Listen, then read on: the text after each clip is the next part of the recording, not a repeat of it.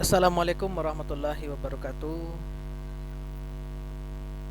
Selamat berjumpa kembali Ananda semua di kelas 11 IA dan IS. Marilah kita awali pelajaran kita dengan mengucapkan Bismillahirrahmanirrahim. Mari kita lanjutkan pelajaran kita, yaitu mengenal Khawarij dan Syiah. Setelah sebelumnya kita mengenal peristiwa tahkim yang ada di buku, yang pada umum yang dikisahkan di buku itu adalah kebohongan dan dusta yang dikarang oleh Al-Mukhnaf Yahya bin Lut. Pada kesempatan ini marilah kita mengenal Khawarij dan Syiah. Ada dua bagian, yang pertama Khawarij, yang kedua Syiah. Pengertian Khawarij, tokoh-tokoh Khawarij dan sekte-sekte dari Khawarij itu. Kemudian kita mengenal Syiah, tokoh Syiah dan sekte-sekte Syiah. Baik, yang pertama Khawarij berasal dari kata kharaja, yang isim fa'ilnya kharij, artinya orang yang keluar. Sedangkan Khawarij orang yang keluar dari barisan Ali bin Abi Thalib dan menentang keras keputusan Ali. Itu ketika Ali bin Abi Thalib menerima tahkim saat berperang dengan Muawiyah bin Abi Sufyan. Ya, ketika terdesak, pasukan Muawiyah bin Abi Sufyan mengangkat Al-Quran, kemudian menandakan permintaan damai dengan peristiwa tahkim. Nah, inilah yang dikatakan Khawarij, orang yang keluar menentang keputusan Ali, tidak setuju dengan keputusan Ali untuk menerima tahkim tersebut, hingga mereka disebut dengan Khawarij. Sedangkan tokoh-tokohnya yang kita kenal di sini ada 7, yaitu Zul Khuwaisirah dari Bani Tamim, Abu Rasid Nafi bin Azraq, Najdah bin Amir al-Hanafi, Abdul Karim bin Ajrat, dan Abdurrahman bin Muljam yang membunuh Ali bin Abi Thalib ketika sholat subuh, dan Ziyad bin Asfar, dan Abdullah bin Ibad al-Murri at-Tamimi. Di antara sekte-sekte Khawarij yang kita kenal, yang pertama adalah Al-Muhakkimah, yaitu hukum hanyalah milik Allah. Jadi maka di sini orang yang berpaham Muhakkimah ini menentang keputusan Ali menerima arbitrasi atau peristiwa tahkim tersebut. Yang kedua, Al-Azariqah, tidak sepaham dengan mereka. Orang-orang yang tidak sepaham dengan mereka, maka mereka adalah musyrik dan boleh diperangi dan bahkan dibunuh. Ini sekte yang kedua.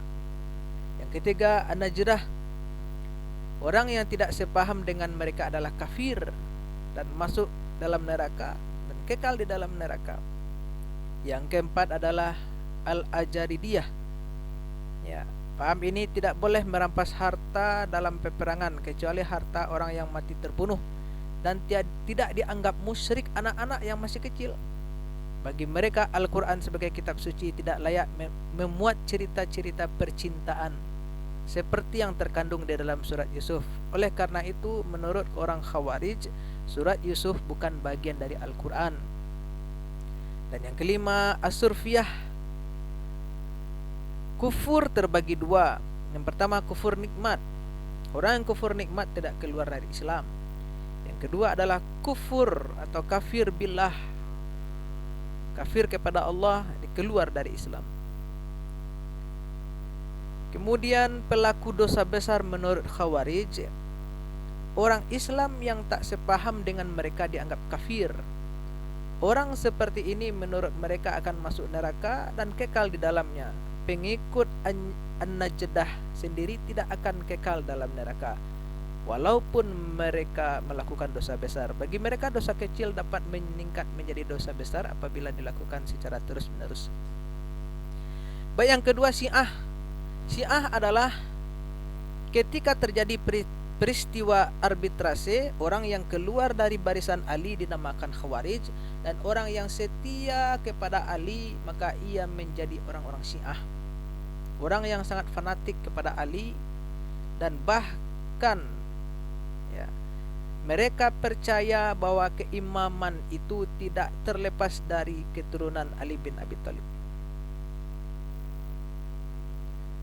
Tokoh aliran Syiah itu adalah Abdullah bin Saba, yang dalam sejarah kita kenal Abdullah bin Saba ini adalah orang yang membunuh Utsman bin Affan. Orang Yahudi, jadi Abdullah bin Saba ini adalah orang Yahudi yang pura-pura masuk Islam, kemudian melakukan penghinaan terhadap Utsman bin Affan dan menyanjung-nyanjung Ali bin Abi Thalib dengan propaganda sebagai berikut. Di antara propagandanya yang terkenal ada 3. Yang pertama, al-wisoyah, artinya khalifah setelah Muhammad. Khalifah setelah Muhammad seharusnya adalah Ali bin Abi Thalib. Jadi al-wisoyah ini paham yang mengingkari Abu Bakar Siddiq, Umar bin Khattab, dan Utsman bin Affan. Jadi setelah Muhammad langsung kepada Ali. Yang kedua, ar-raja'ah, Nabi Muhammad tidak boleh kalah oleh Nabi Isa yang akan kembali pada akhir zaman sebagai penyelamat. Nabi Muhammad harus kembali sebagai penyelamat di akhir zaman. Begitu juga dengan Ali bin Abi Thalib. Dan yang ketiga, ada ketuhanan di dalam diri Ali bin Abi Thalib. Ada ketuhanan di dalam diri Ali bin Abi Thalib. Ini sekte-sekte aliran Syiah. Yang pertama, Sabaiyah. Menurut Sabaiyah, paham Sabaiyah mengatakan Tuhan keliru dalam menyampaikan wahyu. Seharusnya kepada Ali, bukan kepada Nabi Muhammad SAW. Yang kedua, Kaisaniyah, tidak mempercayai adanya ruh Tuhan dalam tubuh Ali. Tetapi mereka meyakini bahwa Imam Syiah adalah maksum dan mendapatkan wahyu.